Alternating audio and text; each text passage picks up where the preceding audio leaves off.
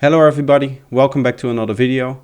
You're probably thinking right now that I look a little bit different. I can explain that. I've decided to wear a blouse instead of normally like a vest or something, just because it looked a little bit different. And okay, I'll quit. Yes, I shaved my head, and the reason for that is I got accepted to my university of choice. I had a bet with some of my friends that if I were to get accepted to music engineering in Milan, that I would shave my head. And as you can see, that happened. I decided to stick to my words and just accelerate the natural process of me going bald. I was already a little bit thinking about doing it already, even outside of the bet, because I was already getting bald. But luckily for me, I did some research and I found that a lot of psytrance producers, a lot of the professional psytrance producers are also bald. So I'm helping that. Not only will it change my aesthetic a little bit, but it also helped me in furthering my music career. Hey guys, I just wanted to quickly say, if you want to support this channel, go to my Spotify or Apple Music. There you can follow me and add some of my songs to your daily listening playlist. Thank you very much. Let's get back into the video. So we can say that I've become a little bit more professional. So I want to do this video because there's a few topics about professionalism now going around the psytrance community. Mainly the e-clip video, the latest e-clip video as of recording this, his part 2 on his envelopes. He talks about how teaching should be done in the music industry, especially in psytrance industry, and he makes the statement, or he kind of summarizing, I'm summarizing here. So if you want to check his full argumentation, which is obviously a lot more complex, it's like 10 minutes of him explaining his kind of thoughts and stuff like that. You should definitely watch that to get a full understanding of what I'm talking about. So I'm going to summarize what he said, and it basically boils down to, if you don't know a subject, you shouldn't be teaching it. And I kind of agree with that statement, but in a little bit. I want to put forth a different argument, and that is that nobody really knows what is going on. Nobody has the fullest idea of what is going on in the music industry at all time. Obviously, you cannot know everything about music there is to know. There's definitely certain levels to it. But at the end of the day, when you're talking about spreading misinformation, which is really the topic of what he was talking about, misinformation about how music is being made in tutorials, when you say that, you do have to realize that at some point, even what you are teaching, if it does pass your test of not being misinformation, at some point it is going to be misinformation, because techniques evolve, music writing evolves. It's not the static process of these are the established techniques that we use, and those techniques are not going to change. Obviously the fundamentals are going to stay the same. We're going to try to make new music, but if you today post a tutorial about a certain technique and the next day an artist posts a track which uses a different technique, that technique might take over in how music is produced. So it's always evolving, and part of being a musician is being responsible for your own toolbox, being responsible for what you know and how you apply techniques and stuff like that. So it's not on the tutorial maker to be responsible for all of the knowledge that everybody has who watches that channel. At the end of the day, a tutorial is not much more than an opinion about music. You are watching my tutorial to get my opinion on how things should be done, or how I would do them. So with that in mind, I do want to say it is good that people are making tutorials. I think it's a net positive that more people are getting into spreading information, starting discussions, interacting with learning material, creating their own learning material, as I am doing, and also obviously e-clip. So this is not kind of an attack on e-clip and his opinion. This is more like a contribution to the whole topic. So as part of that, I do want to add something to the discussion, and that is about phase. I have been making a lot of videos that involve phase. Phase is very important in making psytrance music, especially because it, generally speaking, kind of determines the whole process of synthesizing kick and bass. The way you work with phase is going to have great results or very poor results. And I've been thinking about it wrong, in my opinion. So I have actually changed my mind on how you should approach phase. My mindset was always to work as cleanly as possible to avoid any problems that you have. But I think it starts to show in my productions, and that there's a little bit of a lack of quality in how I make my kicks and my bass lines. So I want to explore that together with you, and we'll look into some of the things that you might be able to change about your approach to phase if you're following the same approach as me. So this is coming kind of off the Ultimate Guide to Basslines. This is a little bit of an extension, and what I'm going to do is I'm going to show you a revelation that I made a few weeks ago, actually, or right now about 2.5 weeks ago, and obviously after I posted the bassline guide.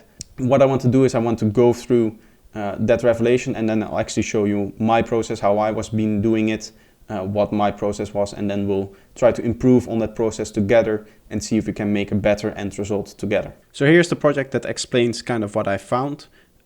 This is all things that I found after I posted the bassline tutorial, the massive 2-hour bassline guide that I did about a month ago. So this is going to add to that, and going to be a little bit of a revision to what we have there. So what I've been doing in 2022, the start of 2022, is I wanted to redo kind of my basics in terms of music production. I want to get to the next level, and obviously that means a lot of learning. And what I've done is I've started to analyze some of my reference track a little bit more closer. And what I found was, if we look at this reference track here, where I've just taken one beat of the kick and the bass, where I could find a very clean portion of it, and I've just laid it out here and just repeated it and created our own clip kind of it. If we look at what the kick and bass is doing as the waveform, while we're zooming in, we see that here the oscillation sits around the 0 line, right? So it's going up and down, and it's it's going around this line here. But if we start to get closer to the transient, you can see that that line of oscillation is kind of going up. You can see the average between the two peaks, the peak and the trough basically. It's no longer this line, it's kind of getting slanted upwards. If we zoom in further, you can see that for the transient itself, it's actually below it. So here you can see it's going below, we're going up and over, and then slowly it goes back down again. So this is an effect called post-ringing. This is actually the bassline doing it. So it's the bassline, you can almost see how the line kind of continues, and it's like it's a little bit of a release to the bassline, but it's not actually a release tail of like the actual synthesis. How this happens is through filters. So to see what post-ringing is, let's actually look at a very specific kind of sound, which is called an impulse. So here we have an impulse file. If I zoom in on it, you can see for just a few milliseconds here, you can see we have a millisecond 666, and here we have millisecond 667. So you can see a very small portion of time, a fraction of a millisecond. It's just creating a little bit of information here, a little bit of energy in the speaker, and then it goes back down to 0. And you can see that this behind here is silence. If I take this part here and I turn it up by 24 dB, you can still see it is mostly silence. There's a little bit of stuff happening here, but that is very, very small. That's something that we should note for later. So now what I'm going to do is I'm going to add an EQ to this. So I'm going to add an EQ8, where I'm going to turn off all the filters, except for the last one, which I'll actually leave off for now so we can actually see what this looks like on the spectrum before affecting it. So this is the spectrum of it. You can see it's going to look like a flat line. So it's that flat line. Obviously at the high end there's a little bit of a deviation from that flat line because it's not a perfect sample here. I don't have a perfect impulse. But this impulse is very useful to measure post-ringing amongst other stuff. You can also use it for generating reverbs and a whole bunch of other things. So this is generally an interesting sample to have in your library. What is useful about this sample is that because of that flat line and because of the way the Fourier transform works, which is the mathematical formula used to convert samples like audio signals into frequency spectrums and back, there's also an inverse to convert it back.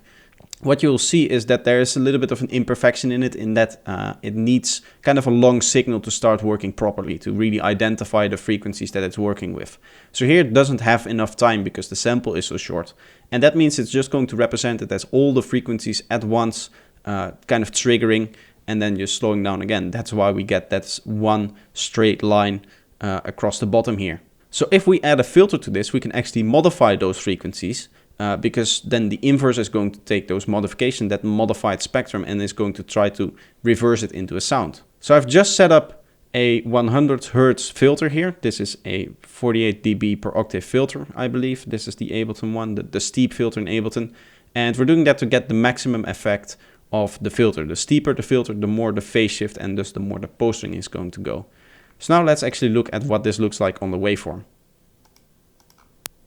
And you can already see it a little bit here, but if we really zoom in, open this up and zoom this out, you can see not only do we have that small oscillation from before, which is still there because of the imperfection, that's one of the imperfections, but you can also see this long kind of deviation from the zero line, which isn't here. In this, here it just stays on the zero line.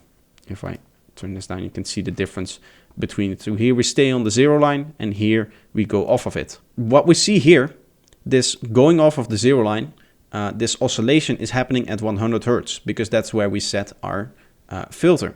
So this is actually extending that frequency around that filter. So what is going to happen is there's going to be a phase shift here. It's going to be minimal at the high frequencies. Then it's going to go up. It's going to be a little bit of a shift. And then here towards that area where we have a very steep curve and we have this big impact of the filter where the filter is actually doing work, there's going to be a large phase shift. So that's represented by this change in the waveform that we're going off the zero line here. So now that we know what post-ringing is, let's actually look at a kick and bass from a professional track. So here, what I've done is I've extracted the kick and bass as best as I could. I've extracted one beat here, and that I have just looped over this 16 beat part here. And this is from Full Throttle. This is the GMS remix. The original is by Alpha Portal, so you can go check it out. I'm not going to play it here for copyright reasons.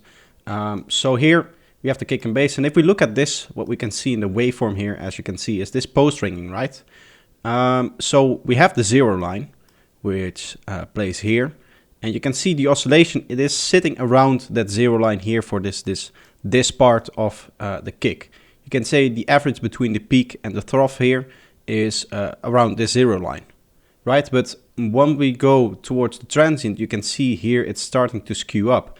This trough is a lot closer to the zero line than this peak. So the actual average between those two values is going up. And then if we zoom in it further, we can see that for the transient, this part here, it's actually below that. So it's going from below almost as a continuous of this waveform, going up, and then it's kind of going to roll off here towards where it gets to the average of the zero line. So that's actually what's happening. It's this post-ringing from this baseline that is continuing in the kick and multiplying with the transient here, or adding to the transient. So I've always been taught that this is a bad thing, that you should avoid doing this because it's going to ruin your transient, especially if you're going into it and after that you have like a limiter on it or a compressor. It's going to emphasize that kind of variation in the transient. But obviously these guys, GMS and Alpha Portal, or whoever their mix engineer was or their mastering engineer, didn't think that that was that big of an issue. Otherwise he would have done this. So we can conclude that there's actually a benefit to doing this, to having your baseline go through a process that adds some phase shift to it, which results in post-ringing. They must have thought that the artifact that they're getting here is a lot less big of a problem than, for example, all of the benefits that this gives you. The reason why I'm talking about this now, I've made this discovery now, is because I've been watching Psychedelic Tips Volume 2 by Eclip. He is making a masterclass, or that is his masterclass. It's already out, and I've been going through it a little bit. I haven't watched the whole thing yet, but on the part where he does his baseline, where he talks about synthesizing and processing his baseline, what I've noticed is that he actually adds multiband effects, mainly M Transient MB, which is a plugin that is a multiband plugin, and he leaves it in analog mode, so with post-ringing, and then doesn't use it for any processing. It's just there to split the frequencies, don't do any processing to them at all, and then put them back into one signal. So he is effectively adding these phase shifts without any benefit from the processing, because there is no processing. It's just about the phase shift here. So that was a big revelation of me. If you go back into the Ultimate Baseline Guide, I actually specifically advised against that because of the phase shift issues that were seen here. But apparently professionals think that that is less of a problem, and that the changing characteristics from that phase shift is definitely a bigger benefit than these artifacts that you get are negative. So what happened here is probably he synthesized his kick and bass, and he used that normally. And then in the mastering stage, there's probably a filter that is actually doing this post-ringing. What I'm thinking is happening here is that there is a high pass filter that is scooping out all of the lowest low end, the 20 hertz rumbling stuff that you don't want. And that is causing this post-ringing on the bass, because that's very close to the sub of the bass line and also obviously of the kick. But that doesn't seem to have a really big impact here. That's more here. You can see here the post-ringing of the kick, right? So it's going to down here and then it's continuing and then it stops in this part of the bass line. And you can also see obviously that the first bass line is different from the second here, the transient. You can see this is a lot less squashed downwards, where this is actively like going down. My intake was different. The way I was thinking about phase is that you want to minimize these artifacts as much as possible. So I would use linear phase a lot, and I would result in waveforms that looked a lot cleaner. So here we have the waveform that I have. So this is from one of my tracks. Again, I took the kick and bass from one of my tracks, and this is it. You can see it's a lot cleaner. The transients, they sit around the 0 line here. These bass transients, the whole bass is sitting around the 0 line. The shape is clearly defined, right? It's going in volume down like that. Whereas with these bass lines, that is not the case. You have a low volume at the start and it kind of rises up and it goes down again here. You can see here again, you have this little like scoop in here. So it's a lot cleaner in that sense. But I do think that this bass line sounds better than my bass line. So let's actually look at that bass line in particular. We'll listen to this and we'll record it. We can see that this is the same recording as we have below. So let's just record this.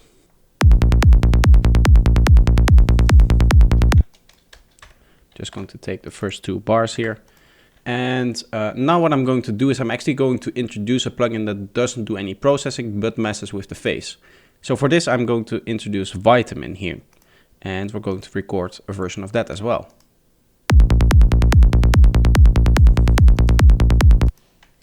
And you already hear there's a difference in tone, but you can also see it in the waveform, right? So if we take one of these waveforms here and we just plop it in the middle, you can see there's definitely a difference. This one is a lot less clean. You can see oscillations starting to happen here and here. And you can also see in the kick, we have some post ringing already. So this is just a little bit. You can see this kick is a lot cleaner, or a lot less clean, the transient, than the ones that we have here, the original one. These sit exactly on the 0 line, and these ones don't, right? It's going upwards. So there you can see the difference, what we actually get in there. But you can also see some other things. For example, that this bass line is a little bit louder than this one because of the different phase relationships between the different harmonics. So these might sum differently and therefore making it less loud. So that's one of the benefits from messing with phase. But the other one is just the change in tone.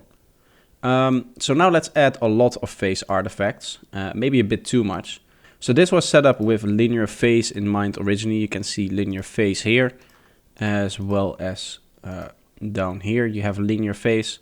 So let's both set them to analog to normal behavior, and we'll actually record that. So I'm going to unloop that so I can again record 2 bars.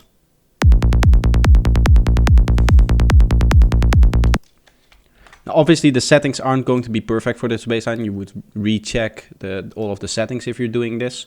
But we can see now we have a lot of artifacts, especially in the kick here. You can see it's going down, it's going up, and then it's just a big mess here. So if you want both the extra tone in your bassline that you like, maybe you say, okay, I really like what this is sounding like. What you can do is record your bassline like this. And we're just going to solo that, and this is recording the main bass here. So we'll record 1 loop here, and let's close this up because we don't need it. I'm just going to normalize this and set it to 0. And I've already set the volume here to compensate. So now we should have this playing at the same volume as this bassline here. So we can turn that off. And now we can just remove all of the artifacts. So this is how you deal with that. This is called resampling, and you can just delete those artifacts, and now you have your bassline in audio.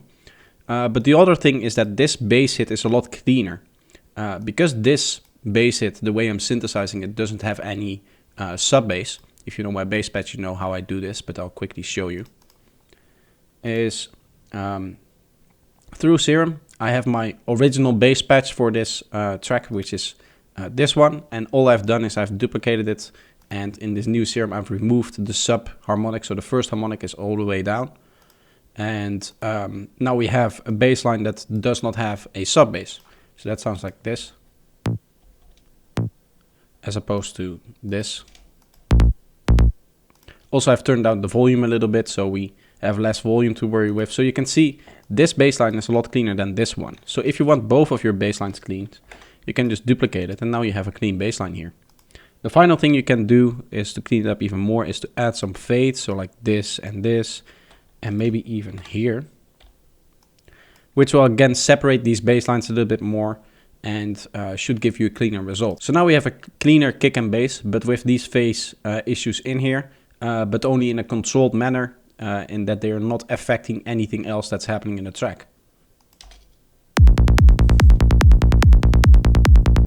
Now obviously the processing isn't right for this. I just made it from linear phase to non-linear phase, so you would need to change the processing, as I said, and you might want to add some more processing to deal with some of the other things that are happening in here, maybe some EQing to really control the frequencies after you have done all of this processing to it, and changed obviously from linear phase to non-linear phase. But this is kind of the idea, is that we're adding some phase shift to it to change the tone, and you get a more complex waveform and therefore a different sounding bass line, which in most cases, according to the professional artists, are sounding better than just leaving it as clean as it can be. Now obviously this wasn't to show you exactly how the processing was done. As I said, I don't want to ruin Eclipse masterclass by telling all of his tricks for you exactly as he told it, but for free. That wouldn't be fair and even illegal, I think, so let's not do that. But you can see that there's something that you can do with here. But going back into the main topic of the video, in that I was wrong about something, what I want to stress once again is that this is my opinion. When I tell you something about music production, this is my interpretation of what I'm looking at, what I'm analyzing, what I'm hearing, and what I'm seeing around as well, what other people are doing. So this is my idea of how you should be doing music production. That doesn't mean that it's right. And the same goes for Eclipse. There are definitely things that Eclipse is doing that, in my opinion, I would do differently. And I think he would think the same about what I am doing. So we all differ from opinion, and therefore we make different music. We have different ideas. And it's a good thing to share those ideas with each other when we're talking about music production, because that way we give other people creativity to think of their own ideas. So I'm definitely against the standpoint of, if you don't know something, you shouldn't be making tutorials about it, because you're not just informing people. That's one part of what you're doing.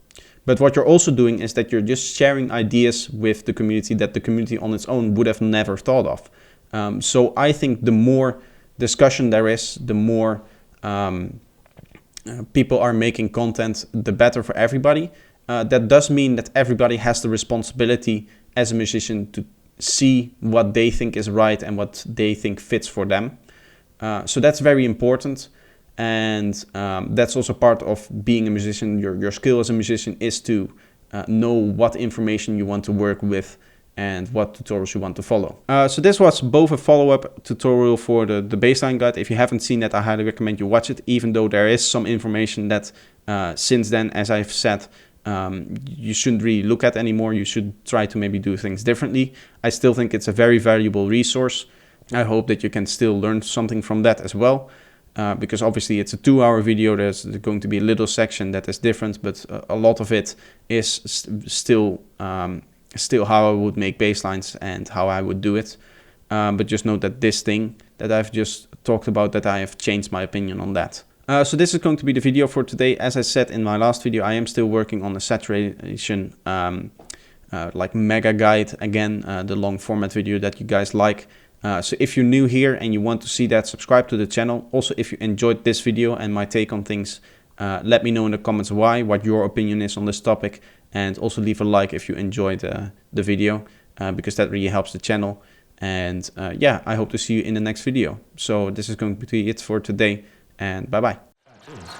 It's impossible to tell.